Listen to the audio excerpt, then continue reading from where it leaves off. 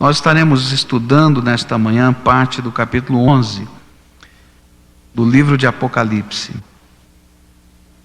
Está escrito assim na palavra do Senhor: Foi-me dada uma cana semelhante a uma vara, e foi-me dito: Levanta-te, mede o santuário de Deus e o altar e os que nele adoram, mas deixa o átrio que está fora do santuário, e não meças, porque foi dado aos gentios, e eles pisarão a cidade santa por 42 meses.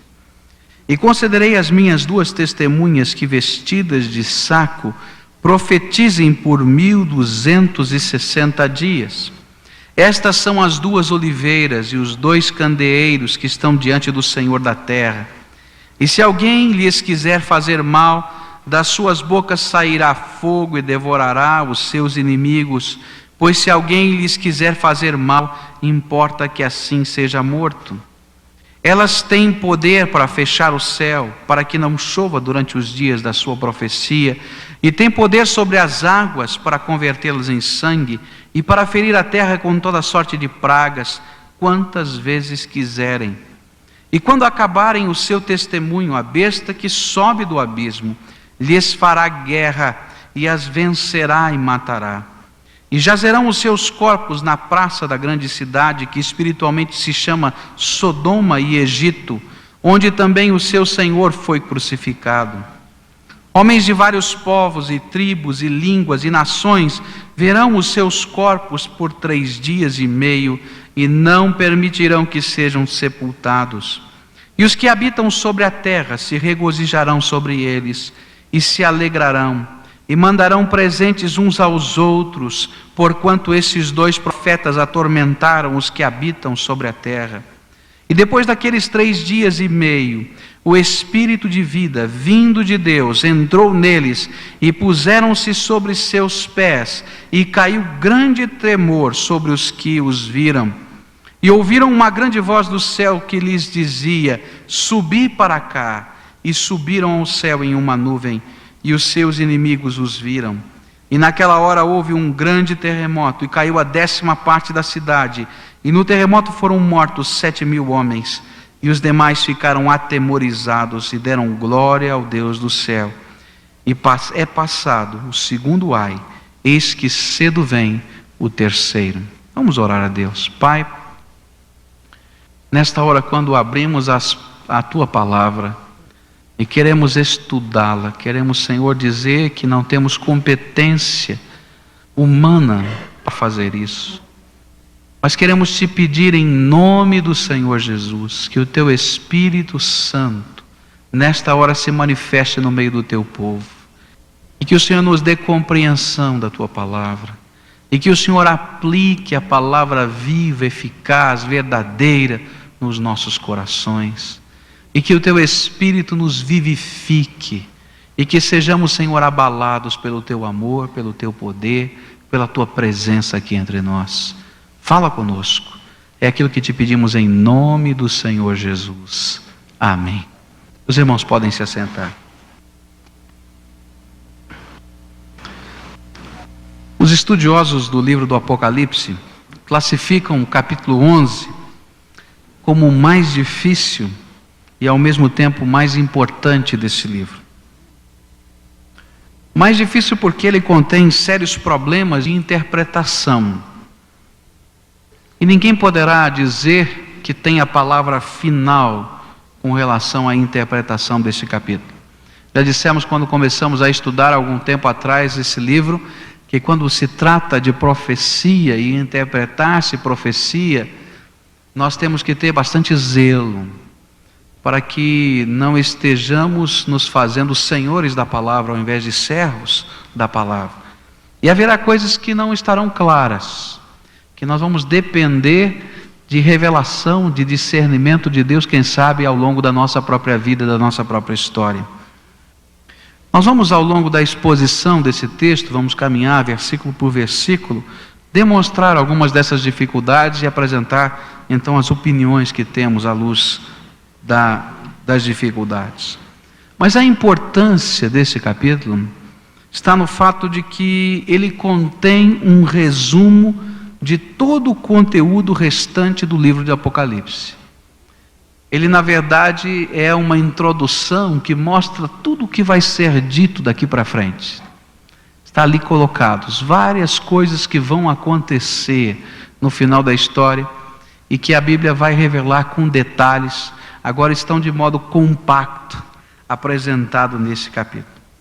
Nosso objetivo nessa manhã é caminhar nesse texto e tentar compreender, sempre expressando que não temos a palavra final quando interpretamos profecia, mas estamos apresentando aquilo que cremos, aquilo que conseguimos entender da palavra de Deus. Nós vamos começar com os 2 primeiros versículos. Esses 2 primeiros versículos vão falar sobre a medição do templo. Diz assim: foi-me dada uma cana semelhante a uma vara, e foi-me dito: levanta-te, mede o santuário de Deus e o altar e os que nele adoram, mas deixa o átrio que está fora do santuário e não meças, porque foi dado aos gentios, e eles pisarão a cidade santa por 42 meses. O que significa esta medição? Não é a primeira vez na Bíblia que esta figura de medir a cidade vai surgir, ou de medir o templo vai surgir. A gente vai perceber que ela vai aparecer lá em Zacarias capítulo 2, versículos de 1 a 5, onde é medida a cidade de Jerusalém, e a interpretação que o Espírito de Deus dá a Zacarias é que ela está sendo medida para que seja protegida e guardada. Vai aparecer essa mesma figura de medir em Ezequiel capítulo 40, 41, 42 e 43, onde nestes capítulos Ezequiel acompanha o anjo que mede o templo na cidade de Jerusalém. E a ideia desse medir significa que Deus voltaria a fazer de Jerusalém a verdadeira cidade dele, o templo espiritual dele. E esse é o sentido da medição: uma proteção de Deus, uma aprovação de Deus, um investimento de Deus naquela cidade.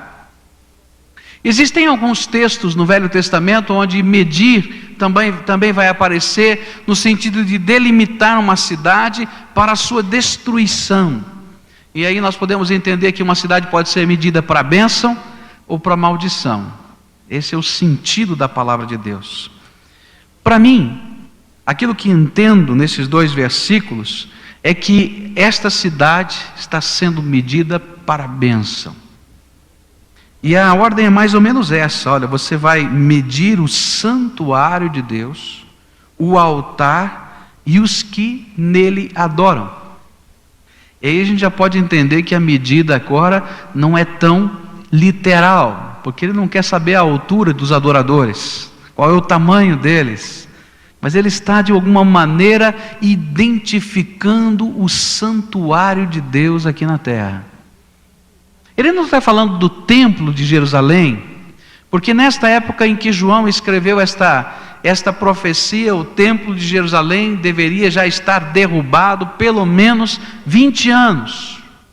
Não existia mais o templo. A cidade de Jerusalém havia sido queimada pelos romanos no ano 70 depois de Cristo, e o livro de Apocalipse provavelmente entre o ano 90 e 100 foi escrito. Então, de que templo é esse que ele está falando? No meu entender, o Senhor volta a dizer ao seu povo, a igreja de Jesus que estava sendo perseguida, aquela igreja que estava sendo ameaçada, aquela igreja que vivia nesses momentos da história escondida nas cavernas, esta igreja que era uma igreja subterrânea, no sentido de subversiva, que o governo perseguia, e por isso João estava preso, por causa da perseguição romana, que ele mesmo havia guardado e selado o seu povo. Para mim, aqui esses 2 versículos retornam à ideia do capítulo 7 de Apocalipse, onde Deus estava contando e marcando os seus servos para a salvação, para a proteção e preservação através do Espírito Santo de Deus. O que simbolicamente está sendo dito aqui é que o povo de Deus, que é o verdadeiro santuário de Deus na terra, porque hoje o Espírito de Deus não habita num lugar, nesse templo, nesta casa, mas ele habita na casa que é o coração das pessoas. É isso que a palavra de Deus nos ensina, que ele agora habita no coração de todos que invocam o nome do Senhor Jesus para ser salvador pessoal seu. Esse Espírito está trabalhando, contando, guardando, marcando, selando os seus servos. Isso começa logo na introdução desse capítulo, porque esse capítulo vai falar de uma grande batalha, uma batalha espiritual que existe na vida de todos os crentes. E ele está nos dizendo que para esta batalha, nós contamos com a medição de Deus, com a marca de Deus, com a proteção de Deus, com o selo de Deus, com a presença do Espírito Santo em nós, e nos fazendo assim um templo vivo que Deus está usando. Esta medição não significa que nós não venhamos, como igreja do Senhor Jesus, a sofrer, que nós não venhamos a passar por tribulações, que nós não venhamos a ser perseguidos, que nós não venhamos a ter, quem sabe, os nossos físicos machucados, e alguns sejam torturados, e que alguns, quem sabe, sejam mortos por causa da sua fé. Quando nós cantamos agora há pouco o hino Castelo Forte, a última estrofe deste hino foi esta confissão de fé de Lutero. Ele sabia que estava no castelo, estava ali protegido, mas que o seu verdadeiro castelo era Deus. Ele sabia que talvez teria que perder muitas coisas, família, poder, bens, e ele vai dizer, inclusive a minha própria vida. Mas eu não temo estas coisas, porque eu sei em quem tenho crido. Estou certo que é poderoso para guardar o meu tesouro até o dia final. Os crentes em Jesus são aquelas pessoas que Deus desafia a confiar contra a esperança. Os crentes no Senhor Jesus são aqueles que Deus desafia a enxergar uma realidade espiritual muito maior do que a realidade que vivemos neste mundo.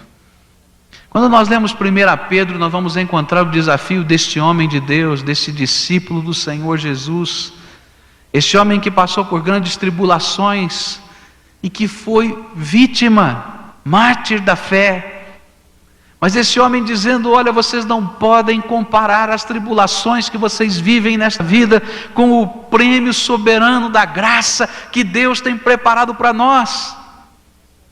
E nós vamos lembrar do Senhor Jesus dizendo, olha, vocês não tenham medo das pessoas que podem matar o seu corpo, mas tenham medo sim daquele que pode matar ou destruir a sua alma. E aqui o livro de Apocalipse vai tentando nos mostrar é que o selo, a proteção de Deus, do santuário de Deus na nossa vida, ninguém pode tocar. Nós somos selados para a salvação e o diabo não tem poder sobre a nossa vida. Ainda que às vezes passemos tribulações, injustiças, ofensas, problemas e angústias nessa vida, o Senhor está conosco no meio de todas estas coisas. Ele continua sendo nosso Senhor, Salvador e Protetor. Mas a verdadeira herança que Ele nos promete é o seu céu eterno. E essa é a verdade que a palavra está nos mostrando. Nunca há na palavra de Deus, e especialmente no livro do Apocalipse, promessa de uma vida cristã fácil. Nós estamos vivendo dias em que muitas pessoas estão prometendo vida cristã fácil. Eu quero dizer para você que essa doutrina não vem da palavra de Deus. Há muita gente pregando uma doutrina de que se você se converter hoje, você vai ficar rico amanhã. É mentira, Deus nunca prometeu isso. Há muita gente prometendo que se você se converter hoje, você nunca mais vai ter doença na sua vida. Mentira, Deus nunca prometeu isso. Eu creio num Deus que cura. Eu creio num Deus que faz milagres.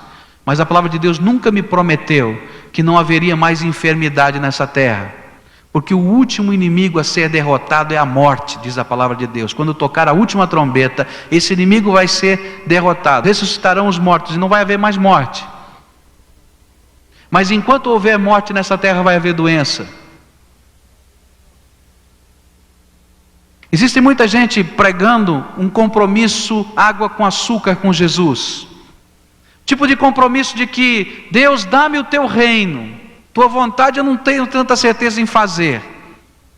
Eu quero dizer para você que não existe evangelho assim.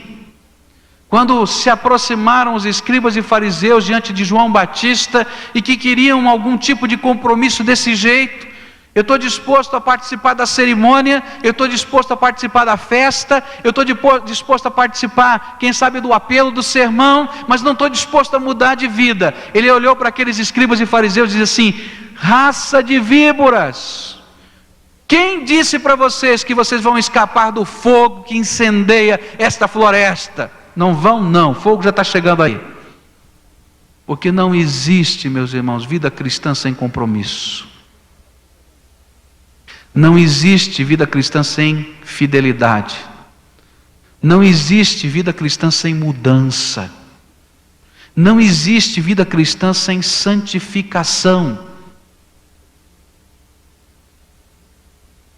Se não houver uma busca na nossa vida em acertar as coisas que estão erradas por causa da palavra de Deus, por causa da mensagem do Senhor, então eu posso duvidar do tipo de fé que eu tenho. E agora a palavra de Deus começa a dizer justamente isso. Quando ele manda medir o templo, dizendo que esses estão selados, protegidos, marcados, ele não manda medir toda a área do templo. Olha só o que a Bíblia diz assim, versículo 2: mas deixa o átrio que está fora do santuário, e não o meças, porque foi dado aos gentios, e eles pisarão a cidade santa por 42 meses. Quando a gente pensa no templo de Jerusalém, o templo de Jerusalém era feito por vários espaços diferentes. Existia um espaço que se chamava o Santíssimo Lugar, onde estava a Arca da Aliança, onde uma vez por ano o sumo sacerdote oferecia uma oferta especial para a remissão dos pecados do povo. Existia um outro lugar chamado Santo Lugar, onde os sacerdotes entravam e faziam as suas oferendas, oferendas para perdão dos pecados, oferendas de ação de graças e assim por diante. Existia um outro lugar que era chamado o Pátio dos Israelitas, o Pátio dos Homens, onde os homens entravam para adoração. Existia um outro lugar que era o Pátio das Mulheres, tudo isso dentro da construção. Mas existia um lugar externo, ainda dentro da construção, que era o Pátio dos Estrangeiros. E o que a palavra de Deus está dizendo é o seguinte: olha, você vai medir o Santíssimo Lugar, o Santo Lugar, o lugar dos homens, o lugar das mulheres, mas não vai medir esse pátio aqui do lado de fora. E aí ele começa a nos ensinar alguma coisa. Existe sempre e durante toda a história da igreja uma grande pressão para o mundo entrar dentro do santo lugar. Há uma batalha na sua vida.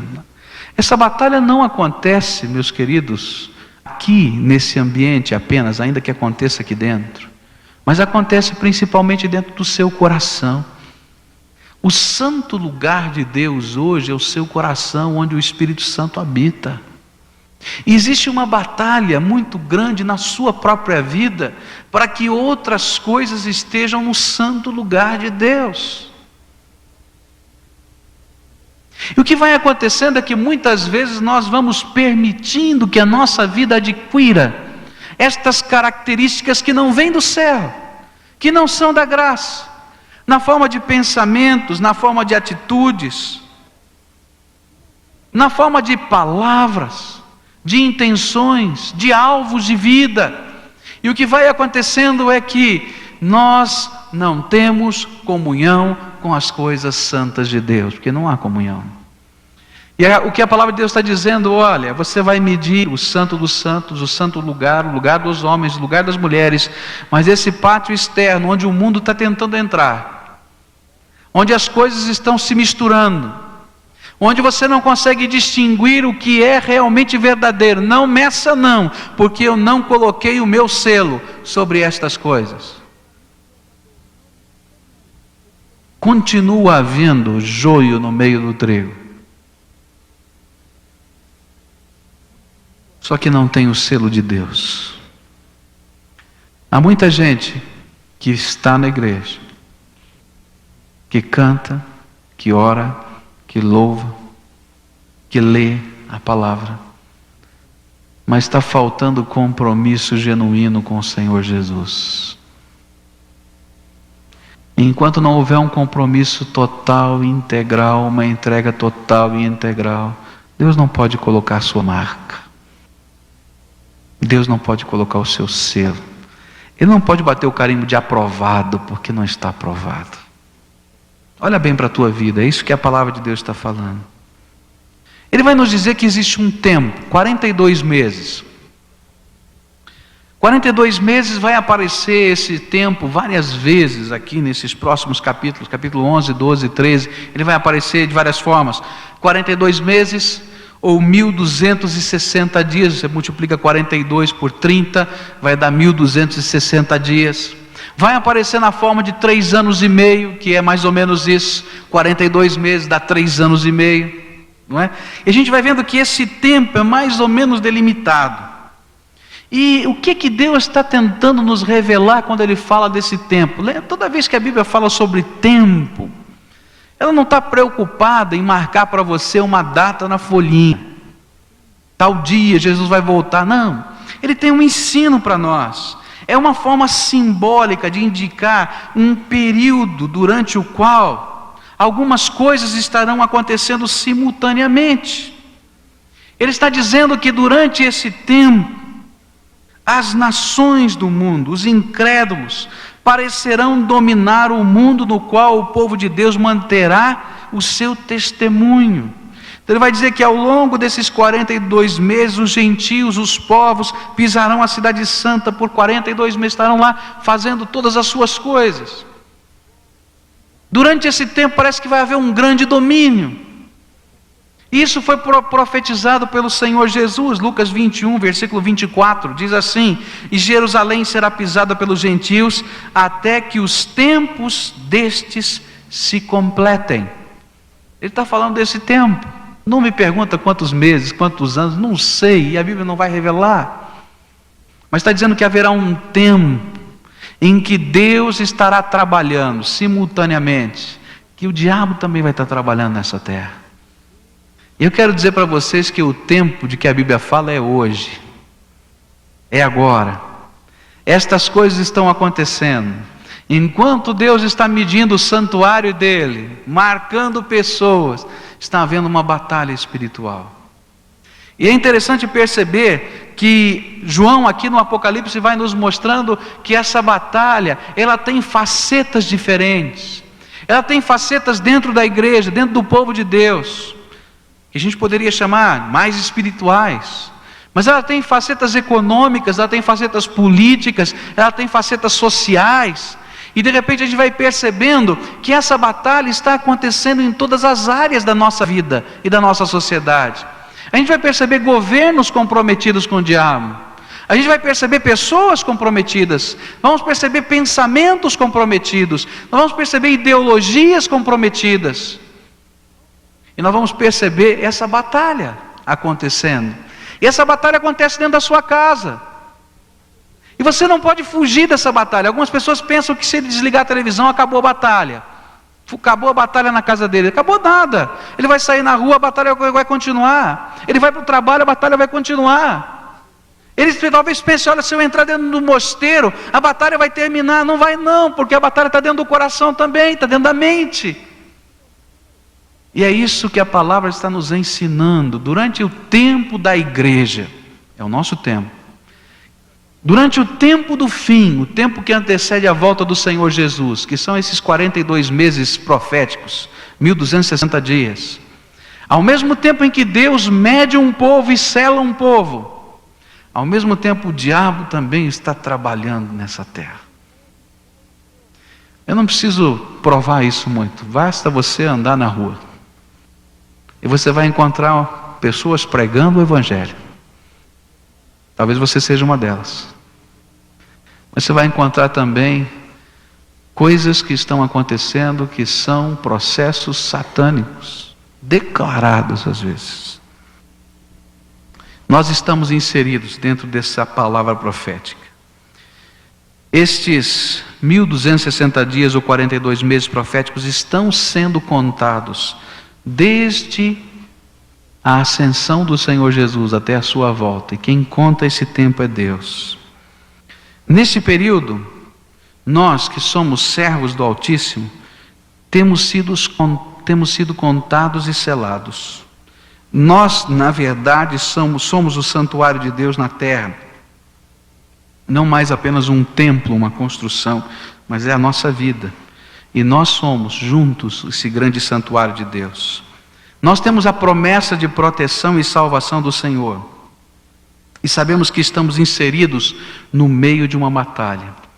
E devemos então manter o testemunho quando o mundo deseja entrar dentro do santuário. Isso tanto dos nossos corações como das nossas atitudes. Porque o que Satanás quer fazer é impedir que nós sejamos santuários de Deus. Eles parecerão, os incrédulos talvez parecerão manter o controle desse mundo, mas isso será até que se complete o tempo da misericórdia de Deus. Quando nós entrarmos no versículo 15, nós vamos ver uma coisa bonita, 15, 16 e 17, que vai nos falar da última trombeta e da volta do Senhor Jesus. Ele diz: olha, o Senhor já veio e o reino agora é dele. E esse mundo, a gente sabe que espiritualmente tudo já pertence a Deus e a Jesus, mas hoje nós não podemos perceber isso com os nossos olhos. Mas quando chegarmos ali no capítulo 11 ainda, versículos 15, 16 e 17, Deus vai nos dizer: eu vou mostrar o meu poder visivelmente, a minha glória, eu vou tomar posse do que é meu. Até que seja revelado todas essas coisas. Eu tinha uma pergunta antes da gente mudar aqui para os próximos versículos para você. A pergunta que eu tenho é muito simples: que tipo de santuário é você?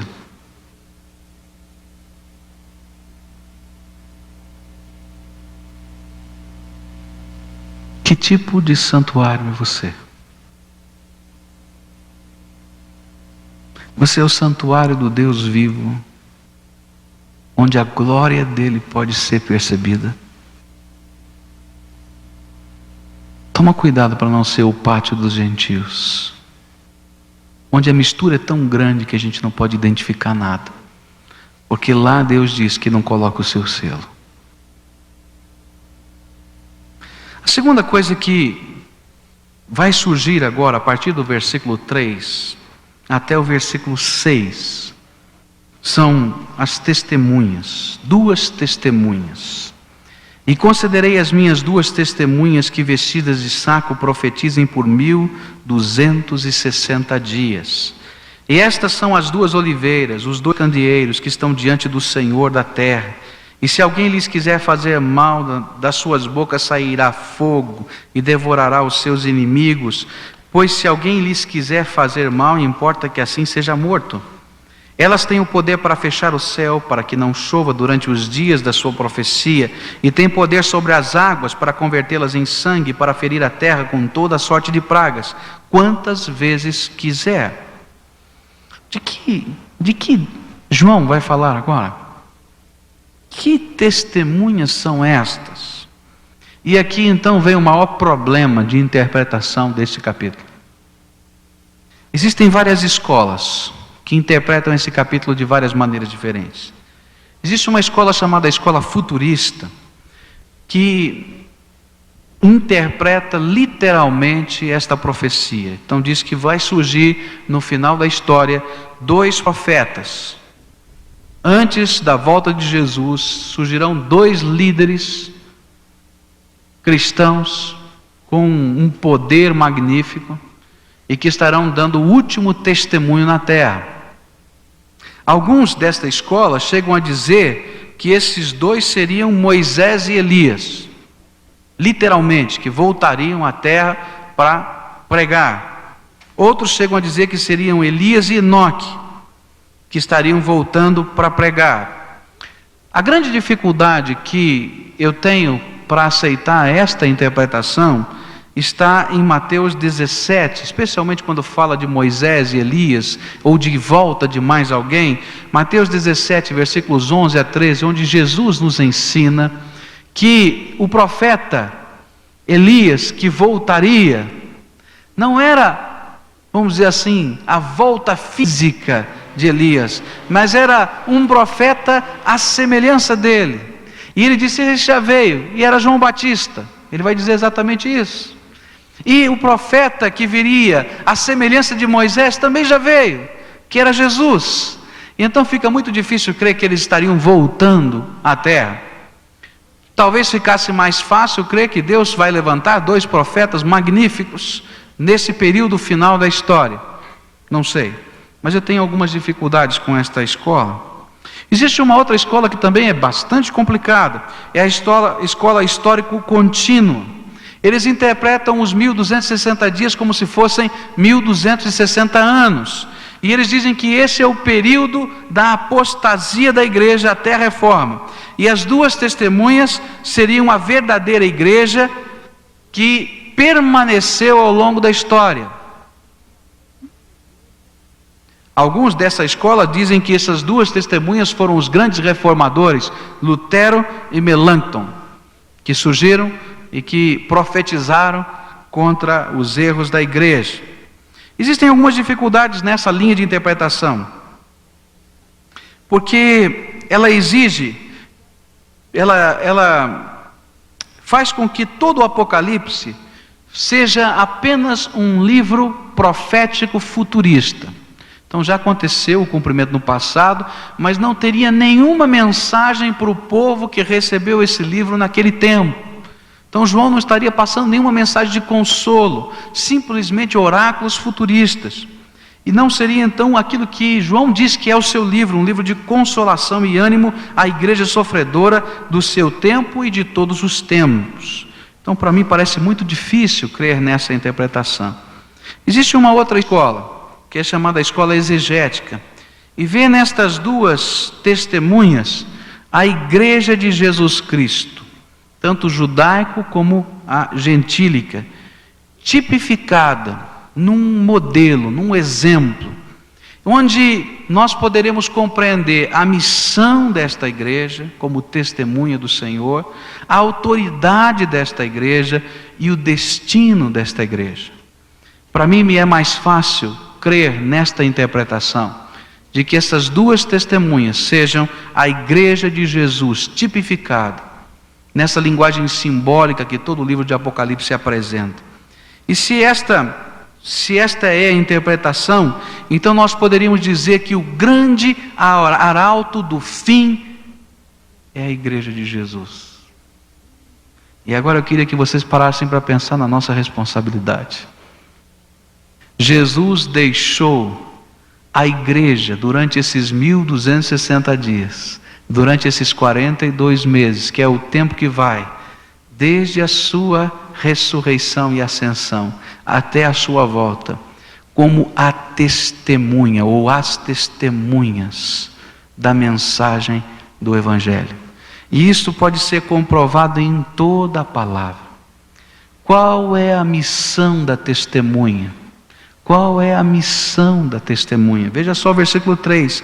E concederei as minhas 2 testemunhas vestidas de saco, que profetizem por 1260 dias. Qual é a missão? A missão é ser testemunha profética do Senhor Jesus. E eu quero dizer, meus irmãos, que esta é a missão da igreja. Ser testemunha profética, poderosa do Senhor Jesus. Vejam só o que o Senhor Jesus disse, suas últimas palavras para a sua igreja. Atos 1, versículo 8. Mas recebereis poder ao descer sobre vós o Espírito Santo. E o quê? e ser-me-eis testemunhas tanto em Jerusalém como em toda a Judéia e Samaria e até os confins da terra. Esta é a missão da igreja, e esta é a missão dessas duas testemunhas, igreja judaica e igreja gentílica juntas, cumprindo a missão. Durante este tempo que Deus nos deu, o tempo da igreja, esses 1260 dias, que é também o tempo da oportunidade de Deus. Sabe por que Deus está permitindo que as pessoas que às vezes não têm nenhum compromisso com Ele, estejam no pátio de fora do templo? E às vezes parecem estar no controle das coisas, e parecem estar dirigindo o mundo. É porque Deus, pela sua misericórdia, ainda não julgou essa terra. Os irmãos acham que seria difícil para Deus dos céus dizer: bom, agora chega, vou intervir, vamos acertar, vamos colocar a justiça no lugar, vamos colocar no prumo? Eu fico sempre pensando em Abacuque. Abacuque estava irado porque o seu povo estava vivendo injustiça. Aquele povo era mau, havia lá os seus juízes roubavam, eram ladrões, os seus governantes eram hipócritas, eram mentirosos, eram corruptos. Ele via o povo sofrendo, ele via tanta coisa errada e dizia: Deus, como é que o Senhor pode ver isso lá do céu e não faz nada? O Senhor tem que fazer alguma coisa, Deus. E ele sobe na torre de vigia para orar. E Deus então lhe responde: estou fazendo, só que a hora que eu contar para você o que eu estou fazendo, você vai ficar espantado. Então pode contar, Senhor, eu estou esperando a tua justiça. E estou dizendo: estou mandando o exército babilônico acabar com esse negócio aqui. Aí diz: Deus, o Senhor vai acabar com essa terra, e esse templo tão bonito vai ser destruído, e todo mundo vai ser preso, e todo mundo... Não pode, Deus, como é que o Senhor vai fazer uma coisa tão terrível? Mas você não está me pedindo justiça? Eu tenho que julgar. Você não sabe que não tem um pecador, no melhor, não tem um santo aqui nessa terra, nem você. Eu tenho que julgar o pecado de todo mundo. É isso que às vezes a gente não entende. Você sabe por que parece que Deus é tão passivo? Porque nesses 1260 dias, que é o tempo da graça, Deus, com toda a paciência, com todo o amor, tem esperado a sua conversão, a sua entrega. O seu grito: Senhor, entra na minha vida e me transforma. E Ele com alegria fica torcendo, dizendo: eu quero selar você com o meu Espírito Santo. Eu quero invadir a tua vida com o meu amor. E para poder esperar você, Ele vai ter que esperar esse tempo acontecer. E a gente vai percebendo alguns juízos de Deus durante esse período, parciais, nas circunstâncias dessa terra. Mas Ele ainda não julgou essa terra porque Ele ama você, porque Ele ainda ama a mim, e porque Ele quer nos salvar.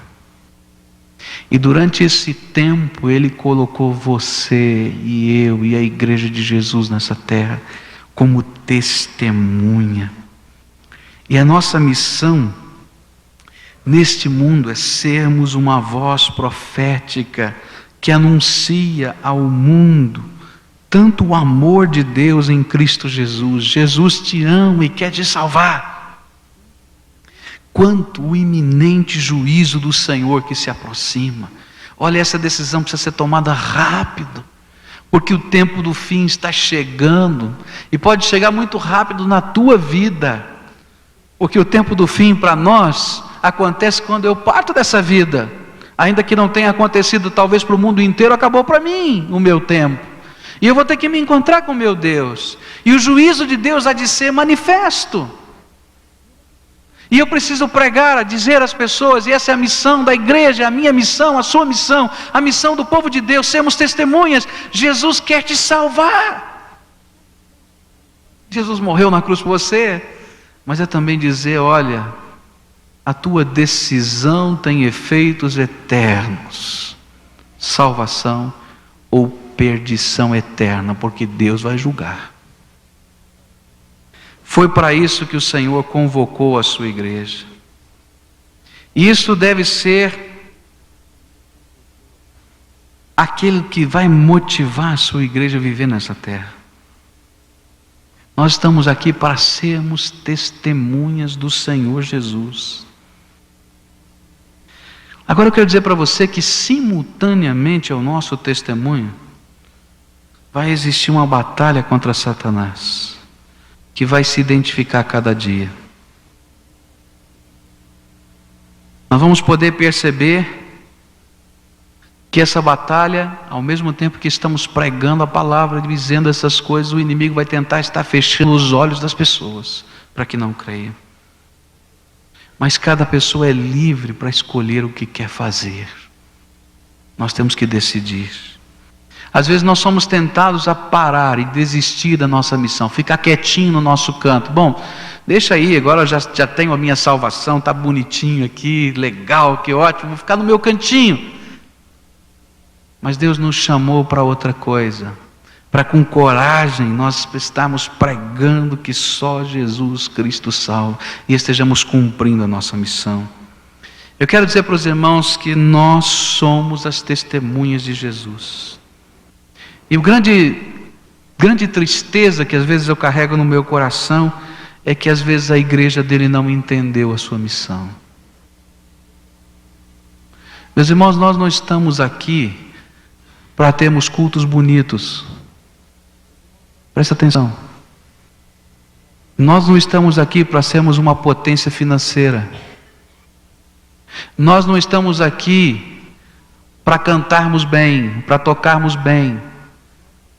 Todas estas coisas que Deus nos permite ter devem ser instrumentos para a nossa missão. Mas nós estamos aqui para anunciar ao mundo que existe salvação e que existe juízo de Deus e que o mundo tem que escolher. E às vezes, meus irmãos, nós confundimos tudo, misturamos tudo e fazemos tudo errado. Nós estamos aqui para sermos testemunhas. Deus te colocou aonde você está para ser testemunha. Deus te colocou na profissão em que você está para ser testemunha. Deus te deu o emprego que você tem para ser testemunha. Deus te deu os recursos financeiros que você tem para ser testemunha. E Deus vai cobrar da sua igreja o testemunho. E quando eu falo em testemunho, eu não estou só pensando numa vida bonita, não. Eu estou pensando numa vida profética. Porque a figura dessas testemunhas é uma figura profética. É aquela testemunha à semelhança de Elias, que chegava diante do rei Acabe e estava dizendo diante do rei: olha, você está em pecado, e Deus um dia vai julgar essa terra e a sua vida. E dizia a Jezabel: olha, Jezabel, esse culto que você profetiza é do diabo. E que dizia ao povo: faça a prova de Deus. Quem é que vocês querem adorar? A Baal ou a Deus? Clamem a Deus e experimentem o poder de Deus na vida de vocês. Ele quer que nós sejamos testemunhas à semelhança de Moisés, que chegou diante de Faraó e disse: Faraó, não endureça o teu coração, porque se você endurecer, Deus vai fazer isso. E Deus fez. Esse é o tipo de testemunha que Deus quer que a sua igreja seja. Ora, meus irmãos, o que eu sinto no meu coração é que a igreja de Jesus deixou de ser testemunha. Nós vivemos num tempo em que a igreja está acovardada de pregar o Evangelho. E nós vivemos num tempo em que muitos que estão aqui agora, estão tão acomodados, que não podem se sentir testemunhas. Você já viu uma cena de acidente? Aí chega lá o acidente dos carros, né? Você diz: você viu o acidente? Viu? Tal. Então posso rolar você como testemunha? Não, eu não tenho tempo para ir lá no fórum, não sei o que, tá? Não quero não, tá? Eu às vezes sinto a igreja de Jesus assim. Um monte de testemunha que viu, que sentiu, que presenciou, mas quando chega na hora de ser testemunha mesmo, vai para casa. Para que Deus te chamou? Para ser testemunha. Nós devemos permitir que o Senhor use a nossa vida. Quais são os dons que Deus tem podido usar na tua vida? Qual é o tempo que Deus tem podido usar do teu tempo? Quais são os recursos de Deus que estão com você e que Deus quer que você consagre? Será que nós somos o santuário ou será que a gente ainda está no pátio externo? Quanto de nossa falta de vibração pela justiça não seria cegueira espiritual? Eu fico pensando, será que não existe cegueira espiritual no meio do povo dele? A gente não enxerga as portas que Deus abre, a gente não entra por elas, a gente não tem ousadia. Um povo acovardado, medroso, acomodado. Que tipo de testemunha somos nós? Será que nós odiamos Satanás? Será que odiamos as obras perversas que ele faz? Ou nós somos um tipo de testemunha que ainda dá uma olhadinha de rabo de olho? Coisinha esquisita aquela, né? Deus nos chamou, Deus nos salvou, Deus nos selou com o seu Espírito. Nós vamos ver logo mais à noite, quando continuarmos a estudar, que Deus nos ungiu, que Deus derramou poder sobre essa igreja. Mas sabe para quê, meus irmãos? Para testemunhar. Para testemunhar. Você é testemunha? É testemunha? É mesmo? Nós estamos no ano da semeadura e da colheita, não é? Deus não quer que seja um ano só de semeadura e colheita, não. Ele quer que a vida da igreja seja de semear e colher. Agora eu quero dizer para os irmãos, a gente não tem muito tempo para fazer isso, não. E que se nós não nos mobilizarmos para fazer, Deus vai levantar quem faça. Porque Jesus vai voltar no tempo determinado por Deus. Quando essa ampulheta de Deus, que ele diz que tem 42 meses, 1260 dias proféticos, terminar, Jesus volta. E se você não for o instrumento de Deus, Deus vai levantar outros instrumentos. E eu acho que Deus está levantando, porque nós estamos parados. No seu boletim você vai ver na capa aí, um artigo que eu escrevi sobre a D2000. Eu quero que os irmãos orem por isso. Uma conferência que vai haver em 1995, na Coreia, em Seul, onde 4.500 líderes evangélicos do mundo inteiro estarão planejando, orando, jejuando, clamando a Deus pela última ofensiva na terra. Você deve ver lá no quadro de aviso da igreja, tem uma grande mapa de missões mundiais, não é? A janela 1040, o que é esse negócio de janela 1040? Essa faixa, esse quadrado no mundo onde os povos não alcançados estão localizados. E todos esses líderes do mundo estarão unidos para unirem forças denominacionais, de igrejas locais, para que nós invadamos esse mundo todo com a palavra de Deus. Não mais cada um no seu cantinho, mas como um grande exército tomando conta. Então você vai ficar responsável por esse país, você vai orar por ele, a sua igreja vai orar por esse país, por essa cidade, vai mandar missionários para lá, e aquela outra igreja, porque nós queremos ganhar o mundo para Jesus. Isso é ser testemunha, meus irmãos. Agora, isso não é somente a nível mundial, isso tem que acontecer aqui, na cidade de Curitiba. A gente pegar essa cidade, mapear essa cidade, dizer, olha, eu vou orar por essas casas que estão aqui ao meu lado. Eu vou orar por esse vizinho, por aquele outro. Vou pedir que Deus trabalhe no coração deles. E quero, Senhor, ser testemunha para eles. Nós estamos fazendo isso? Estamos não. Ninguém ganha uma batalha, meus irmãos, se não entrar na guerra. Ninguém ganha uma batalha apenas guardando fronteira. Tem que invadir. O que a palavra de Deus nos ensina é que nós precisamos ser testemunhas proféticas, que invadam, que preguem, que ensinem, que redagam, que apresentem Jesus Cristo esperança, mas que apresentem também Jesus Cristo juiz dos povos. Você é essa testemunha? Hoje à noite nós vamos continuar a estudar. Eu quero falar sobre o poder que Jesus deu à sua igreja. Irmãos, não percam essa mensagem. Quero mostrar para os irmãos o poder que Jesus deu para você, para mim, para a igreja de Jesus. Está aqui na palavra. E nós precisamos nos apropriar desse poder para, com a autoridade do Senhor, pregar como testemunhas. Vamos orar a Deus agora, meus irmãos. Pai querido, nós te adoramos nesta hora, de todo o nosso coração, porque fomos selados com o selo do Espírito Santo da promessa. Te adoramos porque a tua promessa é verdadeira, que há salvação em Cristo Jesus. Te adoramos porque temos provado desta salvação no nosso coração. Temos provado o teu amor, a tua misericórdia, a tua graça, cada dia que levantamos, Senhor. Nós queremos confessar a Ti. E nem sempre, Senhor, estamos separando o que é santo do que não é santo.